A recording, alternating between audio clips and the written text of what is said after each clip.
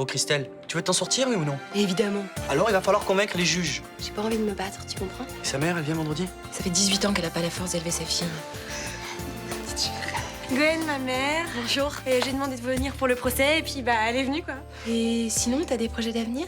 Plein. Je risque de rester en Thaïlande un peu plus longtemps que 3 mois. Un très beau pays. J'en ai encore parlé à personne. Mais je veux surtout prendre le temps de retrouver ma fille. Léo Castelli a été poignardé. J'ai des aveux à vous faire. Ils sont tous complices. Frémont, Sournia, lui. Léo avait quasiment remonté toute la filière. C'est pour ça qu'ils l'ont agressé. Si je ne sors pas d'ici, je suis un homme mort. Personne ne vous a vu? J'espère. T'as un plan? Mon agenda. J'ai rajouté de fausses infos. Le but, c'est que Picmal le trouve. Vous avez découvert quelque chose? Le nom de l'informateur de Castelli est noté là-dedans. Vous êtes bien sur le répondeur de Charles Frémont. J'ai un petit service à vous demander à vous aussi.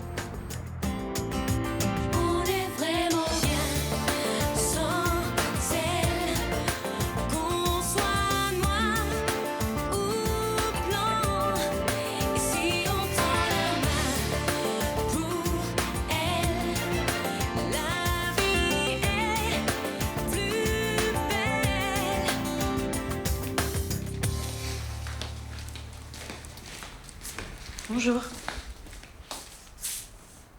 Mais qu'est-ce que t'as, ça va pas? J'ai mal au ventre. Depuis quand? Cette nuit, ça m'a réveillé vers 1h du matin et depuis... T'as pris quelque chose? Non.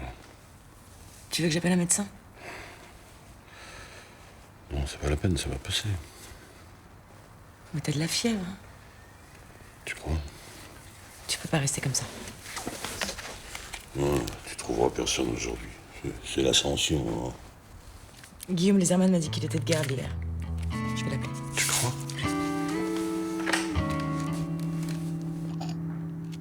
J'aurais aimé passer la journée au lit avec toi. Hein? Que me vaut cette soudaine crise d'amour? Tu es beau, viril, sexy. Et médecin de garde, malheureusement. Allez hop. Ah, au fait, la mère de Christelle est passée au cabinet hier. Ah bon, elle est malade? Ah pardon, secret médical. Y a rien de médical dans le secret. Apparemment, elle part en voyage en Thaïlande, je crois. T'es sûr? En Thaïlande? Elle m'a demandé un traitement anti-palu. Et elle t'a demandé un traitement pour Christelle aussi? Négatif. J'ai prescrit pour une seule personne. Oh, merde. Elle est en train de lui faire un coup foireux.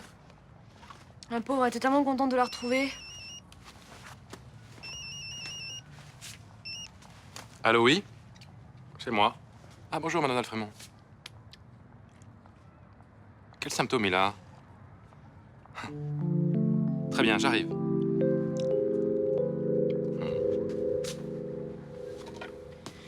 T'as pas vu mon portefeuille? Mon portefeuille. Je l'ai posé là hier. C'est pas toi qui l'as pris avec ta manie de tout ranger?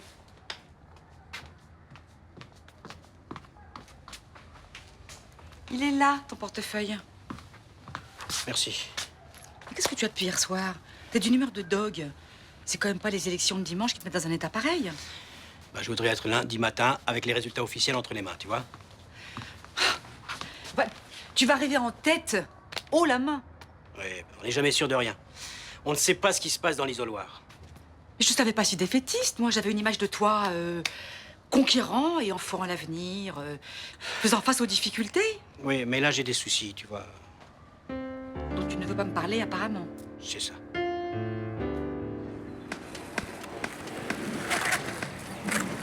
T'y crois toi? À quoi, ma chérie?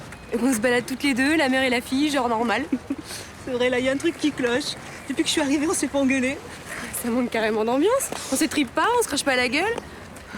Tu sais, mes dépressions et toutes mes histoires d'amour ratées, là, je t'ai vraiment gâché la vie depuis la première minute. Ah non. Tu vas pas me refaire le plan, je me sens coupable, je suis une mauvaise mère et tout le bordel. Hein. Non, je touche du bois, mais tout ça, c'est fini. Pour la première fois, je me sens vraiment stabilisée. Il était temps, hein? Moi aussi, j'ai beaucoup changé. Tu peux pas savoir comme ça me fait du bien que tu sois là. Tu m'as manqué. Oh, toi aussi, ma chérie. Maman, tu sais ce qui serait trop cool? Dis-moi. Si je m'en sors au procès, on repart à zéro. Je rentre avec toi à Quimper. Je pourrais trouver un club de voile maintenant que j'ai le BAFA. J'aurai un boulot. Tu tiens vraiment à faire ça? Un peu, ouais. Pas toi? Écoute, pour le projet, on verra plus tard, d'accord? Pour l'instant, il faut se concentrer sur ton procès. Il faut que t'en sortes libre. C'est la priorité des priorités, ok? T'as raison, on croise les doigts. Je pense pas que ce soit une intoxication alimentaire. Hier soir, j'ai mangé avec ma fille, elle n'a rien. Je vais vous examiner. Vous avez eu des vomissements? Ou des spasmes? Oui, Des courbatures? mal partout.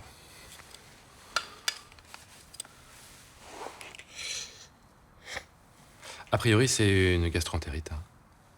Sévère, mais banale.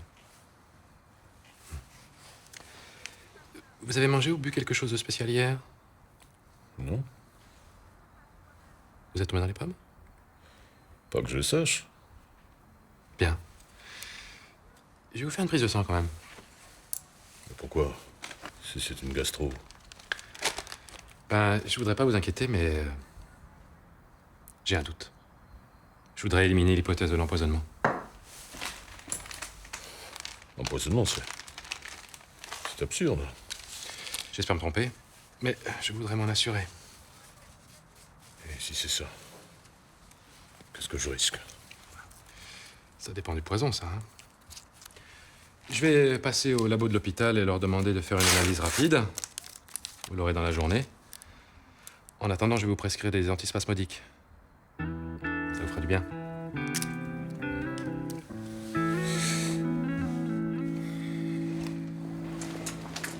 Attends, franchement, avoue que de confondre de la beuh et de la tisane, c'est ridicule. Je suis désolée, mais même Thomas n'était pas sûr et s'y connaît nettement mieux que moi. Je vois pas Karine Merker donner de l'herbe à Johanna. Comment tu peux affirmer ça? Bah, je sais pas, Karine Merker, elle est plutôt sympa. Mais sympa, ça veut rien dire. Et puis moi, je la trouve pas si sympa que ça. Elle s'imagine avoir la science infuse, ça m'horripile. Enfin, en attendant, sa tisane m'a fait beaucoup de bien. Eh bien, moi, je ne pense pas qu'on réussisse son bac à coup de tisane et je ne veux plus que tu fréquentes cette femme. Attendez, les docteurs en pharmacie, son mari est ethnologue. Je pense pas que ce soit une illuminée. Juliette, tu penses ce que tu veux, tu fais ce que tu veux, tu es majeure. Mais ce n'est pas le cas de ma fille et c'est encore moi qui décide jusqu'à nouvel ordre. Pourquoi tu t'énerves comme ça? Mais d'abord, je m'énerve pas, je la sens pas, cette femme. Point final. Allez, on y va.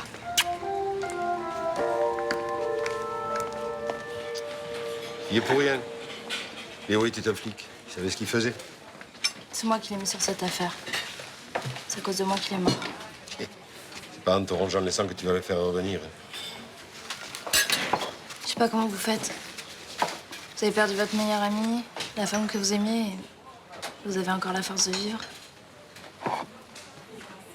Je t'ai dit que j'en ai envie. En tout cas, vous avez encore la force de faire semblant. La force, je pense à eux, voilà tout.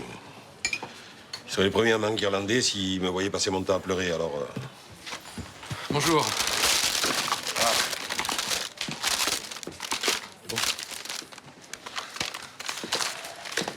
Quelqu'un s'est blessé? Oui, c'est moi, j'ai pris un jet de vapeur. Quand ça? Tout à l'heure. J'ai pas pu venir avant, j'étais en consultation à l'extérieur. On monte dans votre chambre faire le pansement? Oui, allons-y. Hein.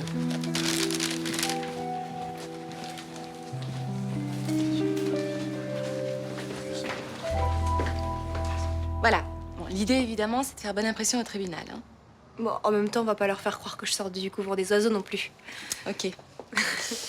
Qu'est-ce que tu penses d'un pantalon noir avec un chemisier bleu, par exemple? Et des souliers vernis aussi? Non, mais ça ira très bien, hein, d'une basket. Elle a raison, c'est pas la peine de la déguiser. L'important, c'est qu'elle fasse bon effet, qu'il pense qu'elle a changé. Très bien, très bien. C'est une affaire qui roule, toutes les deux, hein? Ça marche pas mal, c'est vrai. En tout cas, je sais pas ce que t'as fait à ta fille, mais je l'ai jamais vue aussi radieuse. Ben, tu vois, moi aussi, je peux lui faire du bien. Je ne suis pas que nocive. N'en ai jamais douté, Gwen, et je m'en réjouis. Bon, est-ce qu'on lui dit ce qu'on a décidé? Si tu veux. Si m'envoie pas en tôle, on repart toutes les deux à Quimper. Ah, très bien. Mais c'est pas un peu précipité comme décision? On dirait que ça te fait de la peine que je parte. Non, un peu, évidemment. Enfin, c'est pas le problème. C'est juste que c'est une décision importante. Ça mérite que tu y réfléchisses. Ah, maintenant, je crois que c'est à ma mère de se taper mon sale caractère, non? Pensez que Frémont a marché sur le coup d'empoisonnement? Je crois, oui. Il avait l'air assez inquiet. Voilà, c'est fini. croyez que je peux l'appeler maintenant? Ouais, faut enfoncer le clou.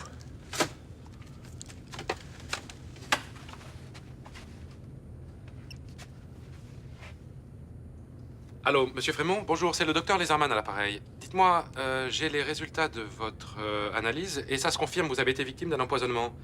C'est un engrais synthétique. C'est assez rare. Non, buvez beaucoup, ça va s'éliminer tout seul. Vous avez de la chance, la dose n'était pas mortelle. Alors, bon, la loi m'oblige à déclarer à la police que vous avez été victime d'un D'accord. Si vous voulez, je dirai rien. Au revoir, monsieur Frémont. Maintenant, il n'y a plus qu'à laisser faire. Excuse-moi, Léo, mais moi, j'ai pas encore bien compris ce que tu trafiquais, là. Je sème la zizanie entre Frémont, Beaumont et Picmal. Phase 1. J'ai bidouillé mon carnet. Je veux que Picmal croie que Frémont l'a trahi et m'a livré des infos sur ses magouilles. Si j'ai bien calculé mon coup, il devrait courir chez Beaumont pour l'informer. Ah, c'est pas mal, ça. 2 contre 1. Phase 2. Frémont croit qu'il a été empoisonné. Logiquement, il devrait soupçonner Picmal. Voilà comment 3 amis de 30 ans deviennent des ennemis. Joli coup de billard. Bon, qu'est-ce qu'elle t'a encore fait, la Mercure? Oh, rien. Elle a eu le culot de venir me faire une réflexion. Sur ta fille? Non. Sur ma vie sexuelle. Je parie qu'elle t'a dit que l'abstinence n'était pas une bonne chose. Comment tu le sais, elle te l'a répété? Non, mais je suis d'accord avec elle. Si t'avais un homme dans ta vie avec qui tu t'éclates, eh ben t'emmerderais moins ta fille, tu vois. Ah bah d'accord, elle et toi, c'est bonnet blanc et blanc bonnet. Ça fait 4 mois que j'ai pas fait l'amour. Tu sais ce que tu devrais faire? T'acheter un sextoy. Bon alors ça, jamais. Pourquoi pas? C'est super tendance, et puis il y a des petits canards très très mignons. J'ai une collègue qui s'en est fait livrer un par Internet. Vous emmerdez pas dans l'éducation nationale. Elle a voulu essayer. Remarque, toute expérience est bonne à prendre. Mais au final, à mon avis, ça remplace pas un mec, un vrai. Oh mais écoute, je suis trop vieille, trop déçue pour recommencer une vie à 2. Mais t'es vraiment enfermée dans ta petite vie bourgeoise, toi. Oui, une bourgeoise qui a plus envie de faire d'efforts. Mais là, tu parles de vivre avec un mec. Mais à mon avis, Karine Mercure, enfin, si j'ai bien compris, elle te parlait juste de faire l'amour. Et je sais pas si t'es au courant, mais on peut très bien passer un moment très agréable avec un homme sans pour autant l'aimer. Ah non, pas question, j'ai pas du tout envie de ça. Mais t'es indécrottable. Une petite bourgeoise enfermée dans ses valeurs. Mais dis donc, je viens de parler de ma souffrance intime et toi, tu te moques de moi? Tu es pire que cette Karine Mercure. Je me permets de me présenter. Gabriel Mercure, le mari. Je peux? Je veux bien un thé, s'il vous plaît.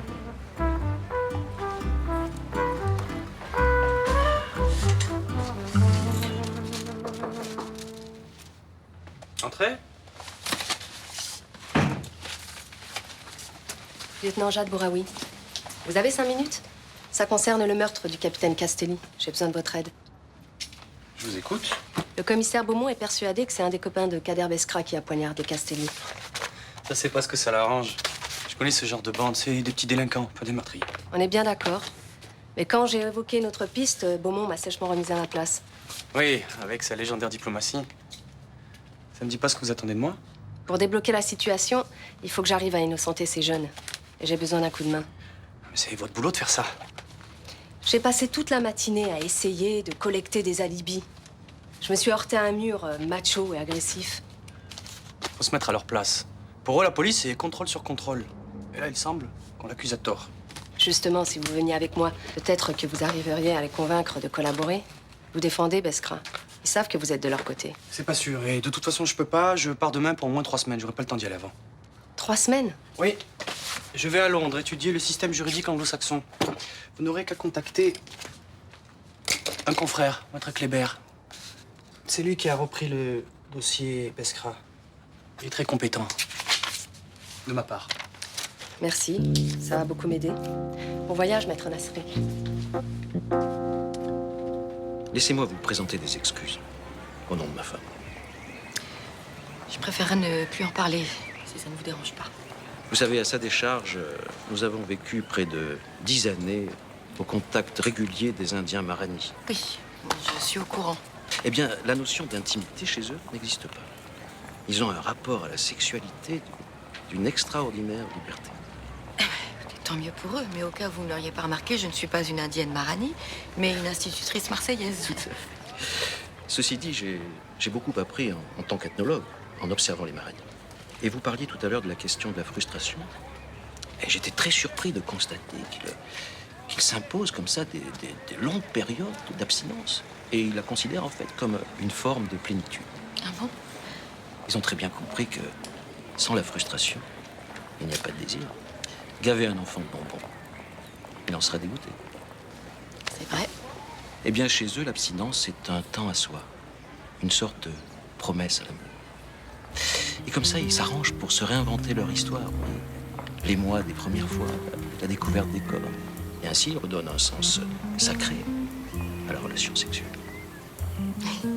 Oui, c'est intéressant. Enfin, je veux dire, vous en parlez bien. Merci. Il faut dire que j'ai consacré quelques années de ma vie et de recherche.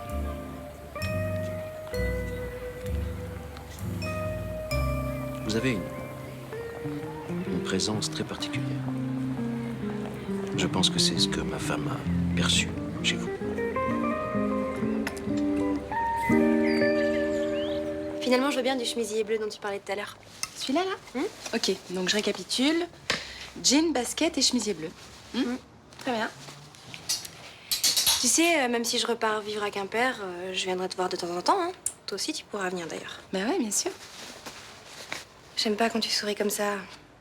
Vas-y, pleure, engueule-moi, je sais pas, envoie-moi chier. Attends, pourquoi faire? Je sais pas, tu m'as sorti de la rue, je carburais à la bière et au pétard, je t'en ai fait voir comme c'est pas possible et dès que ça va mieux, hop, je me pars. Et alors? Écoute-moi bien, j'ai pas investi pour récolter des bénéfices avec toi, d'accord? Ce qui m'importe, c'est que tu ailles bien, ici ou ailleurs. C'est clair? Tu sais, pendant ces mois à l'hosto, j'ai souvent pensé à toi. Mais je pensais aussi à ma mère, quoi, c'est normal. Malgré ses défauts, j'ai quand même besoin d'elle. Bien sûr. Mais t'es la meilleure des tantes. Ce que t'as fait pour moi, jamais je l'oublierai. Bon, allez, arrête, on ira à un éloge funèbre. Viens. Va essayer ta tenue, il y a le jean là-haut. Merci.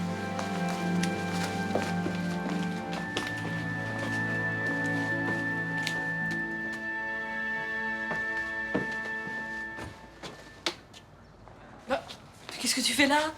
Tu bosses les jours fériés? Non. Je cherchais des fringues pour Christelle, pour demain, tu sais.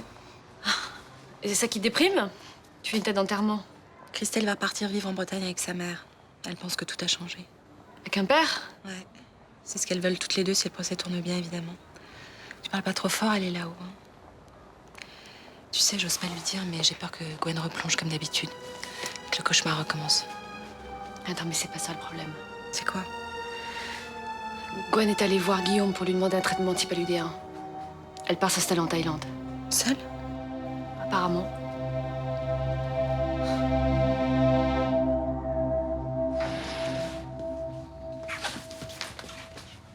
Vous fermez?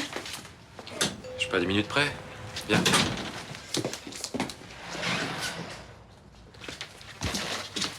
Alors, qu'est-ce qui va pas? Depuis qu'on s'est croisés au bar ce midi, je me pose des questions. Oui, pas très grave ça comme maladie. Je veux connaître la vérité. Léo est vivant. Qu'est-ce qui te fait dire ça? D'abord, Roland était son meilleur ami et il a beau dire qu'il souffre intérieurement, je le trouve pas très en deuil. Chacun vit ça à sa façon. Nier la douleur, ça peut aider à la supporter. Admettons. À midi, vous arrivez au bar avec un sac de pansements. Roland dit qu'il s'est brûlé. Au bras, oui. Oui. Je viens de passer au bar, il avait remonté ses manches et j'ai pas vu de pansement. Alors peut-être que je délire, mais je pense que c'est à Léo que vous aviez un pansement à faire. Léo Castelli est mort. Et je pense qu'il serait très dangereux de dire qu'il est vivant. Et comme je suis quelqu'un de prudent, je ne vais pas le dire. Mais rien ne t'empêche de le penser. Mais je dois pas le dire non plus, sinon je me mets en danger avec moi. C'est ça. Roland a dû se brûler haut sur le bras, c'est pour ça que j'ai pas vu le pansement. Exactement. Et il souffre énormément de la mort de son ami, mais il s'est resté digne. Voilà. Et à partir de maintenant, je vais faire pareil. Je pense que c'est la meilleure chose à faire en attendant que les choses évoluent. Léo était vraiment un super flic. J'aurais aimé le lui dire. Qui sait? Peut-être que des anges là-haut lui transmettront le message. Je compte sur eux.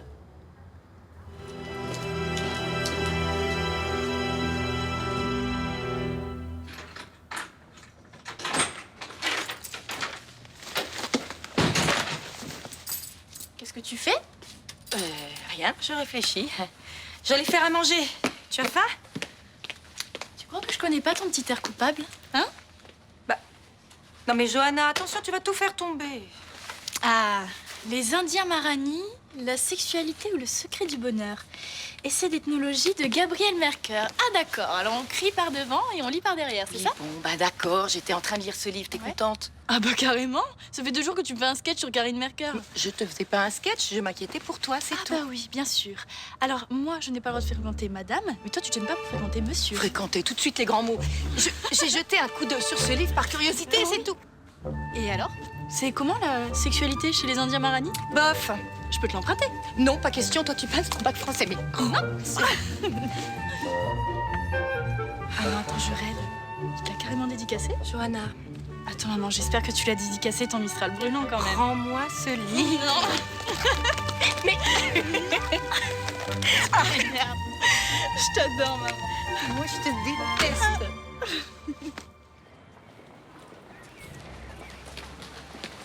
Estelle? Je te raccompagne à l'hôpital? Casse-toi. Qu'est-ce qui se passe? La Thaïlande, c'est par là. Alors dégage avant que je te pète la gueule. Qui t'a parlé de ça? Qu'est-ce que ça peut te foutre? C'est vrai ou pas? Je voulais te le dire, mais j'attendais que le procès soit passé. Je voulais pas te perturber. Parce qu'à ton avis, après le procès, ça serait passé? Tu m'as dit qu'on allait vivre ensemble, putain! Chérie, écoute, j'ai rencontré un homme merveilleux il y a 2 mois. Il vit en Thaïlande 9 mois de l'année. Il m'a proposé de le rejoindre. Mais pourquoi t'hésites? Parce que rien ne te retient ici. Vas-y, moi je m'en fous de ta vie. Mais Christelle, moi aussi, j'ai le droit d'être heureuse. Il m'aime et je l'aime. Et puis tu comprends, j'ai besoin de bouger, j'ai besoin de quitter la Bretagne, mon passé, tous ces moments difficiles que j'ai vécus là-bas. Putain, mais je suis vraiment trop conne. hein. Je pense que j'ai cru que tu m'aimais, que je comptais pour toi. Et bien sûr que je t'aime. J'ai fait l'effort de venir pour ton procès. T'inquiète, je serai plus un boulet pour toi. Je vais prendre 10 ans. T'auras tout le temps d'être heureuse. Allez, dégage de ma vie. Va crever où tu veux.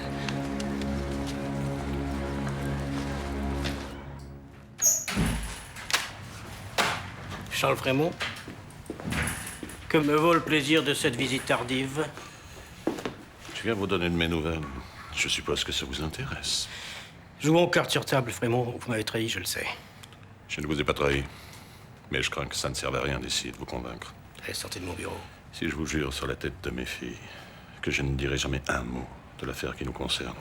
Je ne vous croirai pas, je n'ai plus confiance en vous. Castelli est vivant. C'est lui qui tire les ficelles de tout ça. Oh, vous devez être bien fatigué hein, pour trouver des excuses aussi stupides. Vous savez ce qui vous ferait du bien? Un long voyage.